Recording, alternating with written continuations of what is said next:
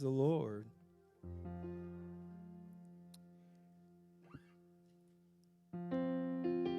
There were a group of friends having a conversation a few nights ago.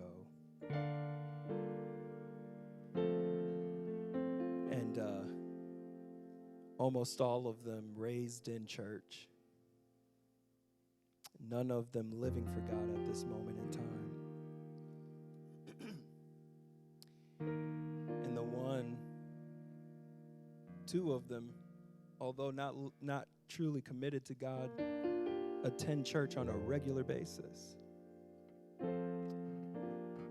And one says to the group of friends, I don't know what's going on, but every time I go to church, from the time worship service starts to the time that the preaching ends, I just sob and sob and sob.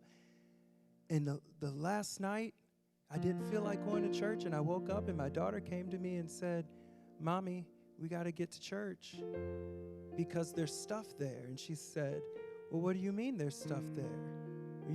You have a treat in Sunday school? She said, well, Jesus is there. And she said, sure enough, I got to church that morning, and from the time song service started to the time preaching ended, I sobbed and sobbed and sobbed.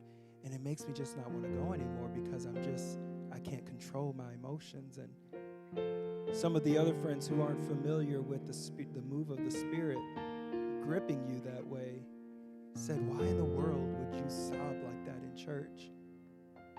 And the other friend who goes to church on a regular basis says, because we're convicted.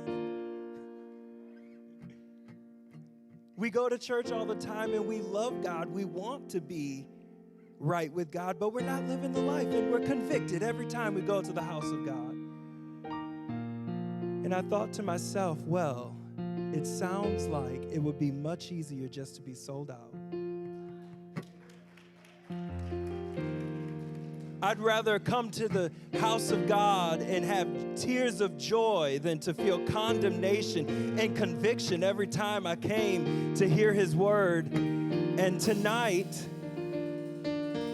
we want to say we're sold out. Amen. Anybody going to live for God all the way? I'm not going back to where I came from. I'm going to keep pressing on. Amen.